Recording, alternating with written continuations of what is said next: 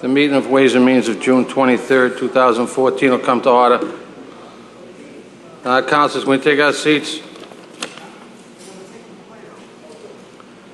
I want to recognize committee and Councilor Rigo, Councilor Granasso, Councilor Morabito, Councilor Patch, myself, and we also have with us Councilor Giannino, Councilor Reardon. We have two basic separate things in our Ways and Means Committee. One is the 2015 budget.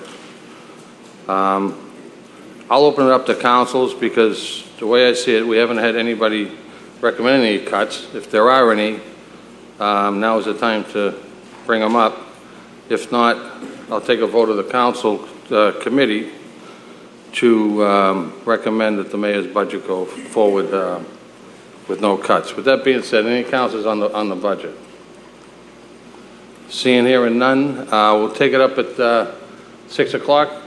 Pass it along that there'll be no cuts. The mayor's budget will go through as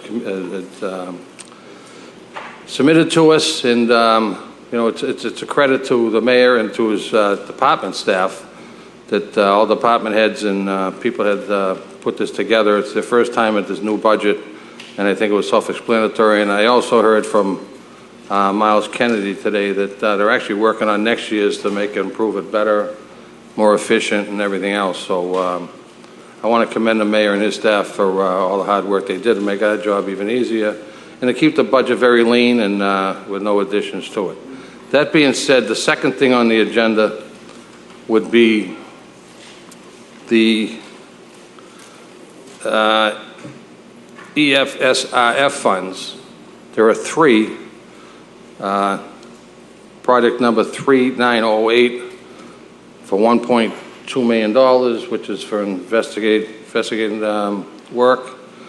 3909 project number is for sub pumps investigation, and then 3910, $15 million for a revolving fund to the clean water storage improvements.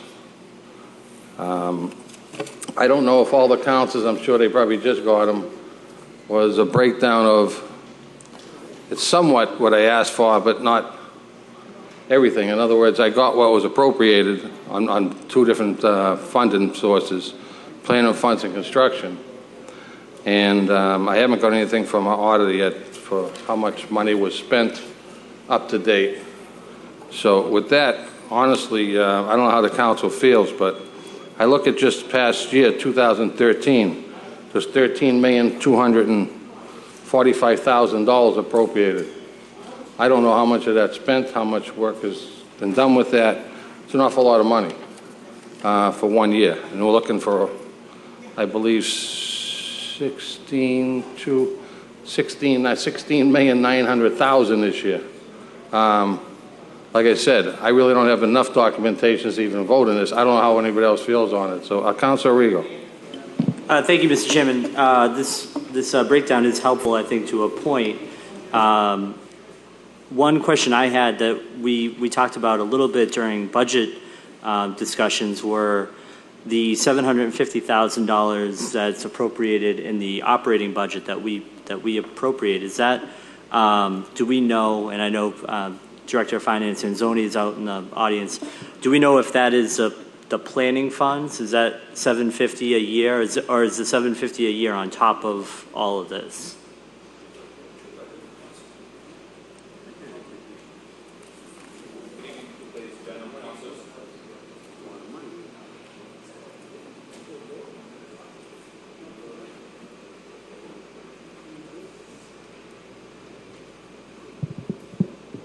Good evening, councilors. Robert Button, CDM Smith, with offices at 50 Hampshire Street in Cambridge, Mass. In response to your question, councilor, this is a summary of all of the SRF borrowing that has been done since we started the consent decree work back in '07.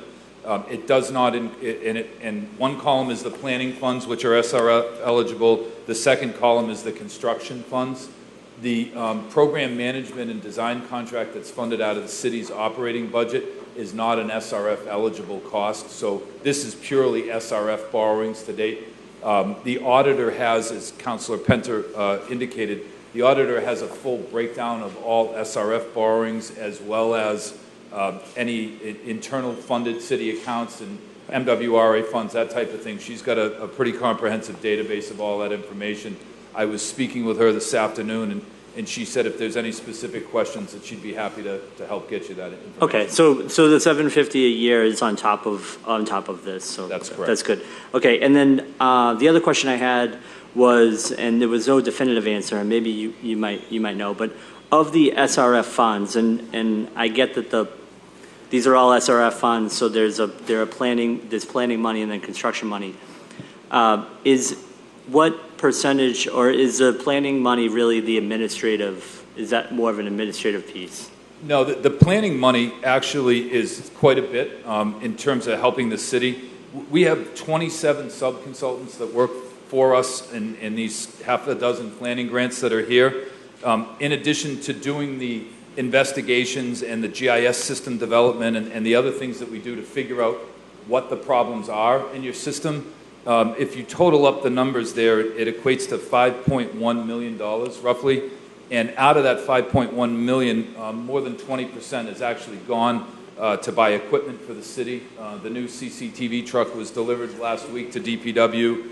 We bought some equipment for the GIS room a few years back. So there's been about $400,000 in equipment purchases and roughly $650,000 in sewer operation and maintenance. So in order for us to get into the sewers and figure out what the problem is, we have to send the camera and the cleaning equipment in to clean the sewers ahead of time. We've cleaned roughly 40% of the city, cleaned and inspected roughly 40% of the city. So a lot of those planning monies are basically operational. Going towards that, okay. Yeah, and helps out quite a bit with the performance of the system. On the construction side of things, the numbers, if you add them up, total $31.7 million. And to date, our expenditures are approximately $28.9 million, which puts us about $2.8 million under the initial SRF budgets. And along the way, especially in phase one, we've added in a bunch of other work. There's a couple of projects that we may look at to spend some of the savings to date. But in addition to that $2.8 million that we've come in under budget, the city has also received $2.7 million in principal forgiveness. So the city has received a little over $5.5 million in either savings versus budget or principal forgiveness versus that $31 million number. That's around 12 to 15%. So we've been, in my mind, very efficient in what we've been doing with the construction work, trying to get as much as we can get done as fast as we can, but then work within the budgets that we have on an annual basis. Okay. Thank you, Mr. Chairman. I'd just like to elaborate on what Councilor Rigo asked, and correct me if I'm wrong. The $750,000 administration fees that you're paying 23 subcontractors, whatever it is, the follow-up question he had is, out of the other $6 million to $10 to $12 million that appropriate over the next few years, do you get any administration fees off of that? We do not get any administrative fees on any of the work that we do for the city. We're paid to do the work, but we don't collect a straight fee for getting grants or for doing any of this work. Okay, thank you. Councilor Granasso. Mr. Chairman, these numbers are starting to overwhelm me, and it's certainly it's getting to proportions that I just got this a couple of minutes ago, and it gives me obviously gives me an eyeful of information that's warranted and needed, but to receive it a couple of minutes prior to a public hearing leaves me a little bit dismayed, because I for one, are starting to, and I've been talking to my colleagues, and some of my colleagues have been speaking with me, these numbers are starting to overwhelm me. And we're starting to be concerned about what the role is of CDM, whereas they advise, they perform, and they review. Where are the checks and balances, meaning another source that's not part of CDM? I understand, and I've given praise to the moment up to this date for CDM and the effort that they're providing for our community. But I'm starting to be concerned with the numbers, and I'm starting to be concerned with where the checks and balances are. Do we have an other agency that's reviewing the process? Because I don't see this happening, and we're talking millions of dollars here. So I would like to review this in detail, given some effort to review it. Then we were also given, and it's CDM, this big packet, just a few seconds ago. How can we possibly understand or even think about what's in here? And if we're going to have a public hearing in a few minutes and make a vote on this intelligently, I can't see it. This is overwhelming in itself. This is going to take me a year to look at. So I don't know what the committee wants to do, Mr. Chairman, but I certainly I am very concerned as to what direction we're going in, and I would like a bit of clarity into the very simply stated understanding that I have of the review process of this whole undertaking, because it's starting to be amazing, and it is very, very expensive. The largest expenditure that I've ever recalled in the city's history, to be honest with you. So, and I understand we're under the mandate of the federal government, the court decree, but you know, that's also well and good and said, but we certainly, the taxpayers out there has to be given some answers that to make certain that at least the people who had capacity to elected to represent them understand what's being done. And I don't, at this point, I can't say I have a full awareness of what's being done. Thank you, Mr. Chairman. Council, just so the committee will know that I agree with you wholeheartedly, by the way. I'm looking at these numbers, and the more information I get, the more staggering they are.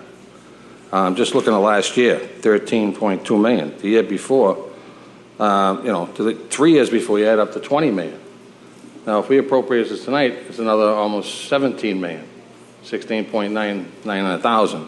You're talking over $50 million. I thought the whole project was $50 million, but we're not even a third or halfway there, and you know, I'm getting mind-boggled with these numbers. And I agree. I mean, I'm waiting for the auditor's numbers. It's not like I asked for these last week, the week before. It's actually several months ago, and I haven't got anything from the auditor, which I'm surprised about. But and tonight, as you said, Mr. Buttons did give us these numbers that you know, tonight to try to digest. But I'm looking at, you know, we bonded all this money up until this year. Mr. Buttons basically said, and it's his words, not mine, that we probably looking at $5 million of savings. So that money is out there somewhere that we've already bonded, that we could probably put towards future work. These are questions that basically have been unanswered and everything else. And the more you dig into this, the more you find it out. And I agree with you. So unless somebody has something different than me, I'm going to ask, we're running out of time now anyway, to leave this in committee till we get further notice. I'll have a meeting on this, you know, as soon as I get the information. Like I said, there's a lot of information here. To me, to vote on almost $17 million tonight, I can't do it. So if anybody else has anything to say in the committee or the council. Councilor, if I may? Yes. There is an annual deadline for the SRF funding. Mr. Buttons, that's not my problem. Understood. It's not my problem, no. I've asked for this information from you 6 to 7 different times up here in public. I got this piece of paper tonight that I could have printed up in a half hour. So, I mean, now you're looking at us and appropriate $17 million. I don't know where it says there's a deadline for it. I'd like to see that in writing. There's a deadline June 30th to get this funded. Because it's already funded there, hasn't been spent for this year from last year.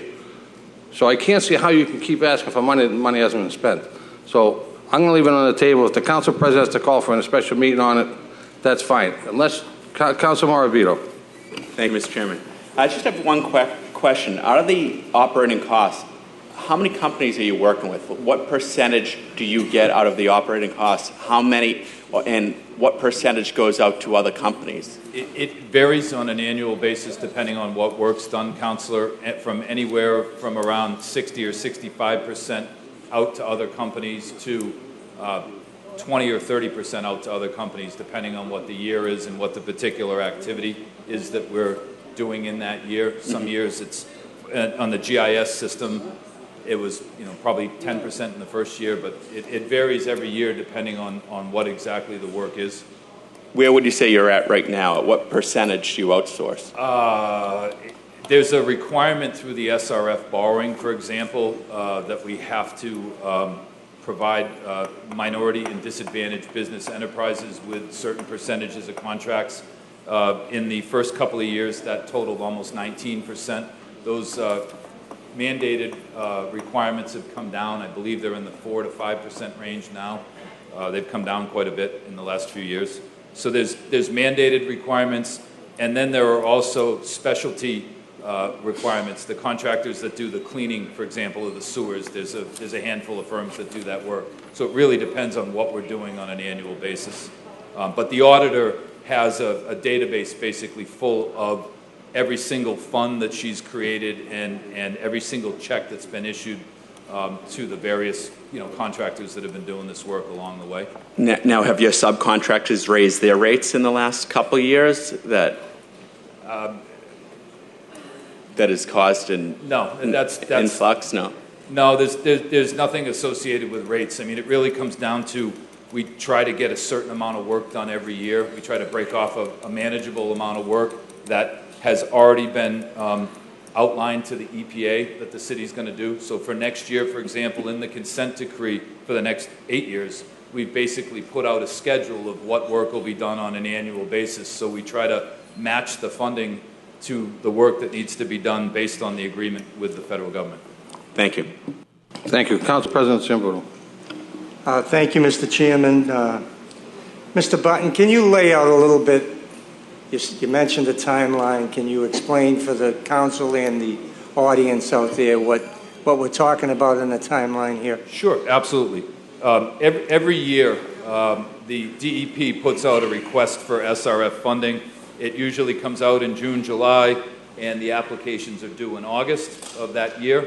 Then the DEP comes out with their list of funded projects, usually in December or January.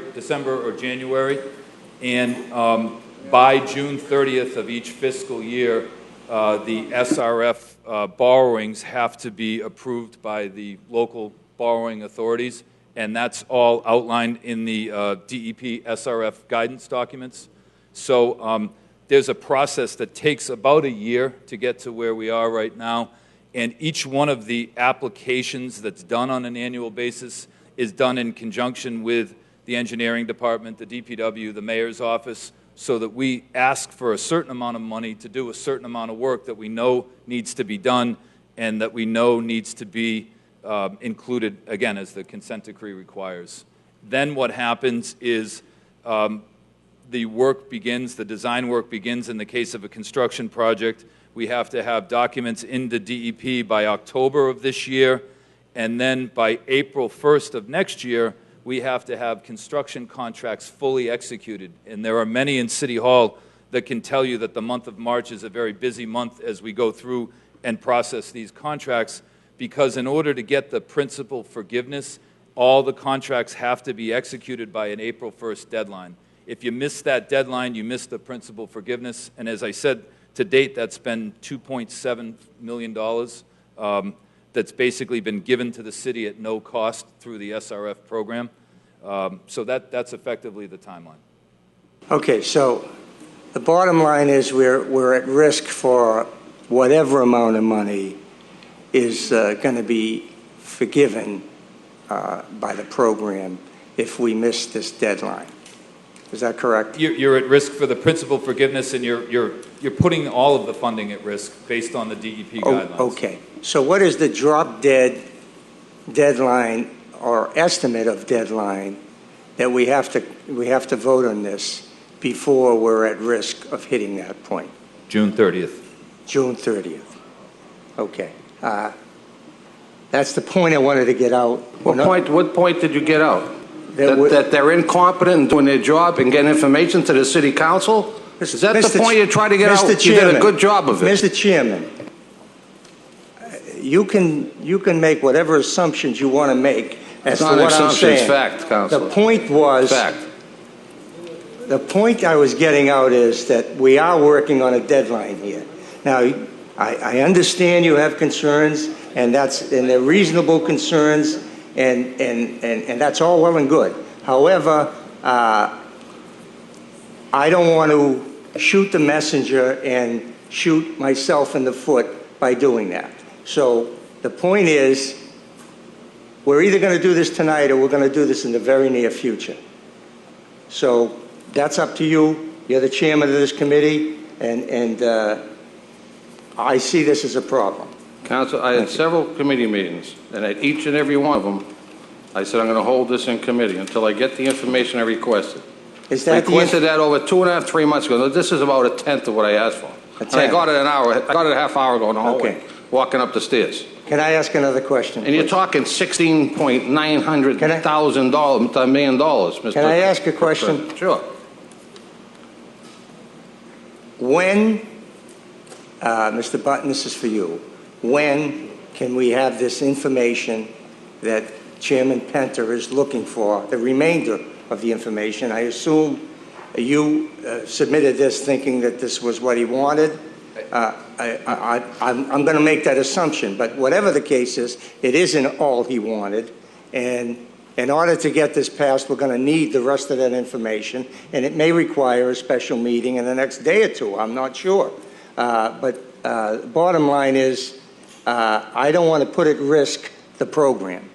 So whatever paperwork is needed to get to this committee, I would suggest it shows up here tomorrow. I don't know if it's in your hands, if it's in the auditor's hands, or whose hands it's in, but somebody's got to see that this gets here and satisfies the chairman so he can go forward with a vote. Okay? Councilor, that's fine. I'll take a vote of the committee before I leave this on the table. I'll vote on it tonight. I'll give you a perfect example. 2013, a $1.5 million investigation home-to-home program. Is that the sub pumps, home-to-home?